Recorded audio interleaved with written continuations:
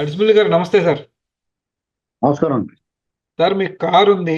అందులో ఒక నలుగురు ఐదుగురు కూర్చుంటారు. ఓ ఉమ్, లక్షల్లో వచ్చేసి ఉంటది. మా రాష్ట్రానికి ఒక నిరుపేద ఉన్నాడండి. ఆయన ఉమ్, 14 సీటర్ విస్టా జెట్. చక్కగా అది ఎంత అంటే కేవలం 12 లక్షల గంటకి రెంట్. ఉమ్, దాని బాడుగా కేవలం 12 లక్షలు అనమాట. ఈ నలుగురు సెక్యూరిటీ ఆఫీసర్లు, లండన్ వెళ్ళి నలుగురు సెక్యూరిటీ ఆఫీసర్లు మొత్తం ఖర్చు అంతా 1.5 కోటి ప్రభుత్వ ఖర్చు అనమాట. అంటే ఇంక 2 వారాల్లో ఉంది ప్రస్తుతం ఆపద్ధర్మ ముఖ్యమంత్రి. ఈ ఆఖరి నిమిషంలో ఇంత ఎక్స్‌పెన్సివ్ పర్సనల్ ట్రిప్ అనేది, అది కూడా ప్రభుత్వ ఖర్చు 1.5 కోటి అంటే మాటలు కాదు. అంటే నిరుపేదని అని చెప్పుకుంటున్న జగన్మోహన్ రెడ్డి గారు దీన్ని మొత్తం వ్యవహారం ఎలా చూడాల్సింది?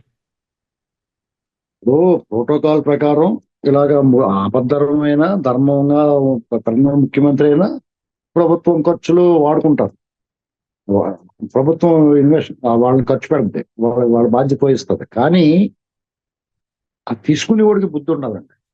నేను రూపాయి జీతం తీసుకుంటున్నాను అనేవాడు ఇలాగా ప్రభుత్వం సొమ్ముతోటి వాడు సోకులు చేయటం అనేటువంటిది, లేకపోతే ఇక్కడ 6 కిలోమీటర్లకి 8 కిలోమీటర్లకి హెలికాప్టర్ వేసుకెళ్ళటం, ఫ్లైట్ వేసుకుని ఇప్పుడు అమీర్పేటలో దింపేవారు నన్ను అంటారు ఇంట్లో వాళ్ళ ఆవిడ బయటకు వెళ్తుంటే. అలాగే తను ఫ్లైట్ ఎక్కించుకొచ్చి భారతి గారిని ఇక్కడ తీసుకొని హైదరాబాద్ తిప్పేసి మళ్ళీ అలా తిరుపతి వెళ్ళటం. ఇదంతా చూస్తుంటే వీళ్ళకి సిగ్గు లేదండి. ఎంత సొమ్ము దొబ్బేసి గడించిన జేబులోంచి ఇతనికి కానీ నాన్నకి కానీ పావలా తీసుకొచ్చి సొంత సొమ్ము పావలా ఖర్చు పెట్టి బుద్ధి లేదు వీళ్ళకి. ఆ బుద్ధి లేదండి. ఎంతసేపు ఊరు పసుపు ఊరు కుంకుమతో పేరెంట్ చేయటమే. మీరు గమనించండి. అతను ఏ మాత్రం అడిగి ఏం లోటండి, ఎంత డబ్బు కొలగొట్టేసాడు. అసలు ఎప్పుడు అతను ఏమనాలంటే, నాకు ₹1 కూడా నా ఇంట్లో ఖర్చు కూడా నేనే పెట్టుకుంటాను, ప్రభుత్వం నుంచి ₹10 కూడా వద్దు, నేను రూపాయి జీతం తీసుకుంటున్నాను, ఆ రూపాయి కూడా దుర్గం గుళ్ళో వేసేయండి అని చెప్పాలి, లేకపోతే 300 చర్చిలో ఇచ్చేయండి అని చెప్పాలి. అలాంటి మనిషి సిగ్గు లేకుండా ఈ డబ్బులు వాడుకుంటా అజయ్ కల్లం రెడ్డి వాళ్ళకేనండి క్రాకరీకి అప్పట్లో 10 లక్షలు కప్పులు ప్లేట్లకి. ఇక్కడ బాబు సొమ్ములాగా వీళ్ళని ఏం చేయాలండి, వీళ్ళంతా వసూలు చేసేయాలండి వీళ్ళ దగ్గర. వచ్చి గవర్నమెంట్ అప్పటి నుంచి ఒళ్ళు దగ్గర పెట్టుకుంటారు. వీడికి క్రాకరీ 10 లక్షల క్రాకరీతో పుట్టేయండి, వాడు ఓటం చూడండి ఎలాగుందో. వీళ్ళు మళ్ళీ అంతంత మాత్రమే పేదలు పెత్తందారులు ఇలాంటి పనికిమాలిన మాటలు మాట్లాడతారు. ఆ జనం కూడా సిగ్గు లేకుండా వీళ్ళు ఓట్లేస్తారు, వీళ్ళని అభిమానిస్తారు. ఇప్పుడు మీ సొంత సొమ్ము నువ్వు ఖర్చు పెట్టుకో, నువ్వు ఎంతైనా ఖర్చు పెట్టుకో, నిన్ను ఎవడేమన్నా. అది కూడా తప్పే అంటారు కొంతమంది. దుబారా చేయకూడదు, నీ సొంత సొమ్ము అయినా కానీ వృధా చేయకూడదని చెప్తారు. అలాంటిది ప్రజల సొమ్ము ప్రభుత్వ ధనాన్ని నువ్వు ఇష్టం వచ్చినట్టు నీ నీ నీ బ్యాచ్ పాలేర్లందరికీ పంచిపెట్టేసి ఈ రాష్ట్రం మీద ఇప్పుడు మృతదేహాలకు పురుగులు పట్టి మొత్తం కొరుక్కు తినేస్తాయి. అలా చేశారండి వీళ్ళు. రాష్ట్రం అసలే విడిపోయిన తర్వాత పునారిల్లిపోతా ఉంది. పసిబిడ్డ, దాని గొంతు నొక్కేశారు. ఏంటంటే దాన్ని ఊపిరి ఆడకుండా చేసేసారు. ఈ మానవత్వం ఉందని మధ్యాహ్న మిత్రులు ఎవరన్నా ₹1 అదనంగా తీసుకుంటే వాడి సర్వీస్ కంటే కూడా వాడు జాతి ద్రోహం చేసినట్టే. వీళ్ళందరూ కూడా నేను అందుకనే చెప్తున్నాను పదే పదే, వీళ్ళు ఆంధ్ర ద్రోహులుగా ముద్ర వేయాలి వీళ్ళకి.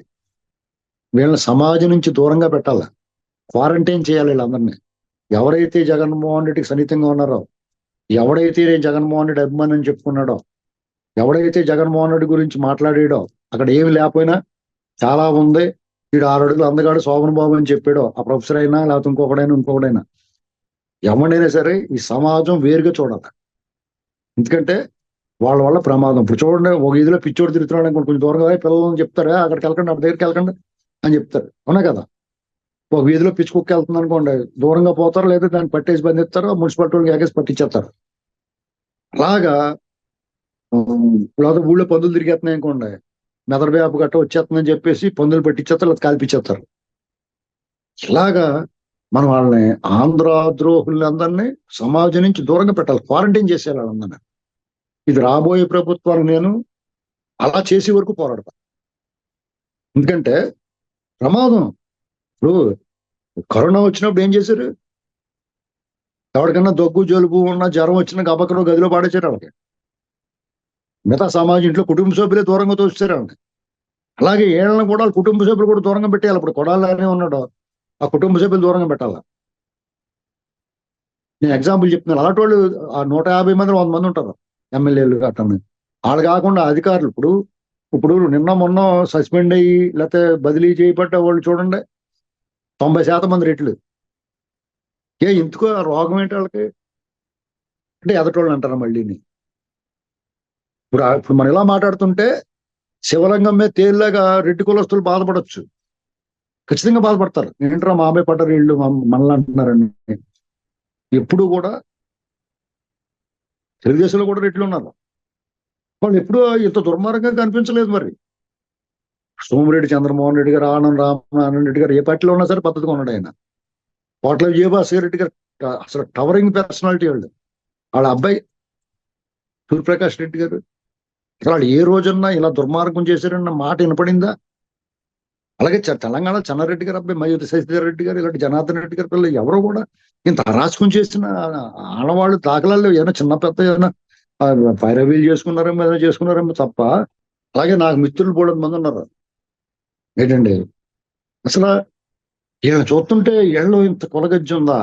పైగా ఎదటి వాళ్ళని అంటారా?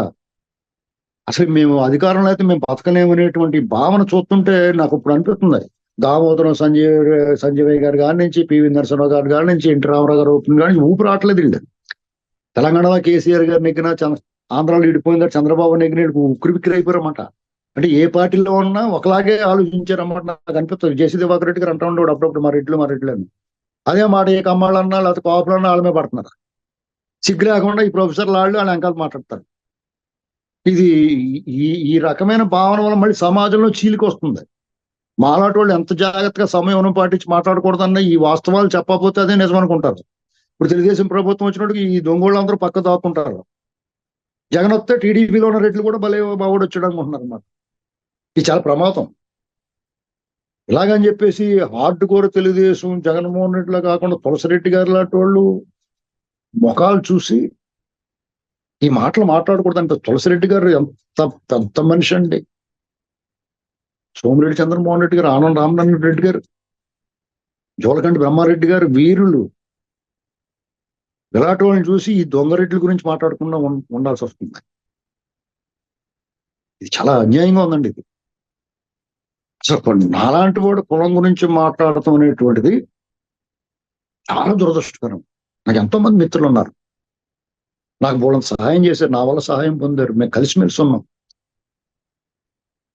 చాలా బాధ అవుతుందండి. ఎందుకు ఇలాగా మారిపోయారు? పైగా వీళ్ళు 36 మంది కమ్మ డిఎస్పీలు అసలు తెలుగుదేశం పార్టీ కమ్మారికి చేసినంత ద్రోహం ఏ పార్టీ చేయలేదండి. ఇది గుర్తుపెట్టుకోవాలా. కులంలోకి వెళ్ళిపోతుంది ఇదంతా. ఆనాడు ఎన్టీ రామారావు గారిని గెలవడానికి సిగ్గు లేకుండా మడతా ఆ మాట అనలేకపోతున్నాను. ఆ కులాన్ని తీసుకొచ్చారు. మళ్ళా చంద్రబాబు గారిని గెలవలేక రాజశేఖర రెడ్డి పెద్ద వీరుడు సూర్యుడు అంటారు. ఆ నవ్వు వెనక అంత విషమే. మళ్ళా కులాన్ని లాక్కొచ్చాడు.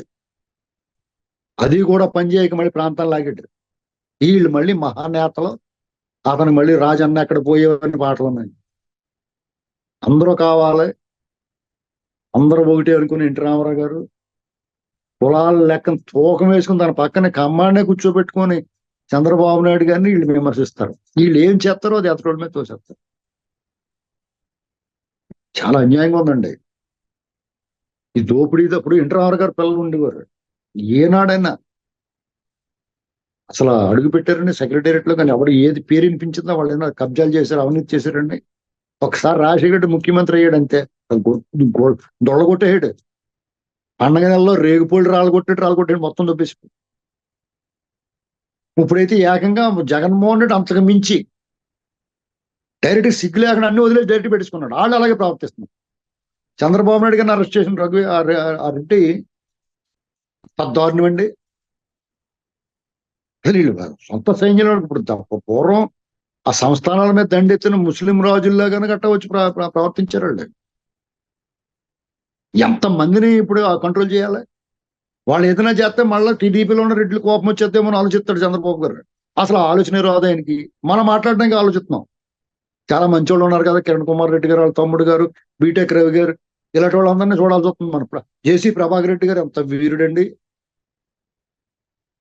ఇలాంటి వాళ్ళని చూసి మనం కందుల నారాయణ రెడ్డి గారు అక్కడ ఇలాంటి వాళ్ళని చూసి మనం ఆలోచించాల్సి వస్తుంది. వాళ్ళకి ఆ ఆలోచన లేదు. సార్ పుచ్చలపల్లి సుందరయ్య గారి కన్నా మంచిరెడ్డి ఎవరు ఉంటారు సార్? ఏమండి, వాళ్ళ పుచ్చలపల్లి సుందరారెడ్డి గారు ఉన్నారు, మాగంటి రవీంద్రనాథ్, మాగంటి ఆ, అల్లూరి బాపిరెడ్డి గారు ఉన్నారు. అప్పుడు కూడా చాలా మంచి కమ్మారు ఉన్నారు. ఏంటండి, అసలు అభ్యుదయం తీసుకొచ్చారు. తెలుగుదేశం పెట్టినా కానీ కాంగ్రెస్ పార్టీని కొమ్ము కాశారు. ఈస్ట్ వెస్ట్ కృష్ణా గుంటూరులో కమ్మరే కాశారు. కాంగ్రెస్ పార్టీలో ఈ ఆలీలు అనుభవిస్తున్నదంతా కూడా కమ్మరే కాశారు. ఆ యాల కనుక ఆళ్ళే లేకపోతే కాంగ్రెస్ పార్టీ తుడిచిపెట్టి ఆనవల్ల ఇవాళ అలాగే ఆనవల్ల లేకుండా పోతే అప్పుడే పోను. తూర్పుగోదావరి జిల్లాలో కపిలేశ్వరం జమీందార్ గారు, రాయవరం మున్సిపల్ గారు కాసాడు. పశ్చిమ గోదావరి జిల్లాలో అల్లూరు వాళ్ళు మాగంటి రవీంద్రనాథ్ చౌదరి గారు కాశారు. కృష్ణాకి వస్తే పినంనేనోళ్ళు, చిన్నపాటోళ్ళు, అనుమోలు, చెనుమోలు ఇలాంటి వాళ్ళందరూ కాపలా కాశారు. పార్టీని భుజస్కంద కావురి సాంబశ్వర గారు భుజాల మీద మోసి అలా పట్టుకున్నారు చేతితోటి. గుంటూరుకి వస్తే రంగా గారు, చేపరోళ్ళు హనుమయ్య గారు, ఆలపాటి వాళ్ళు, ఇందిర గారు ఇలాంటి వాళ్ళందరూ కాపలా కాసుకున్నారు. ఆ పార్టీని రక్షించుకున్నారు. లేదా అప్పుడు ఎన్టీ రామారావు గారు వచ్చారు, ఏళ్ల కొలగజ్జితోటి వ్యవహరించి ఉంటే ఆ పార్టీ ఆనమాలు లేకుండా మొత్తానికి దరిదాపులో లేకుండా చేసేస్తారు. వీళ్ళు మళ్ళీ కమ్మర్ మీద ఏడుస్తారు. వాళ్ళు ఏడుపు మానేస్తే మంచిది. ఇది వైరం వాళ్ళే సృష్టించారు. దీనికి కారణం ఏంటంటే అధికార దాహం, పెత్తనం కావాలి, అడ్డగోలుగా దోచుకోవాలి. ఈ పాలిగాళ్ళ సంస్కృతి అది అలవాటైపోయింది వాళ్ళకి. అది మార్చుకోవాలి అర్జెంటుగా. లేకపోతే ఈ వైరం మాత్రం కంటిన్యూ అవుద్దండి. ప్రజలకు అర్థమైంది ఎవరి పరిపాలన ఎలా ఉందో, ఎవరిని మద్దతు ఇవ్వాలనేటువంటి స్పష్టత వచ్చేసింది ఇప్పుడు. అది జగన్మోహన్ రెడ్డి పుణ్యం. అందరినీ నేను బహిరంగంగా క్షమాపణ అడుగుతున్న ఈ కులాల గురించి మాట్లాడినందుకు నేను చాలా మనస్తాపం చెంది మాట్లాడుతున్నాను. తప్పులేదు సార్, నేటి సమాజంలో పరిస్థితులు అలా ఉన్నాయి. ధన్యవాదాలు సార్.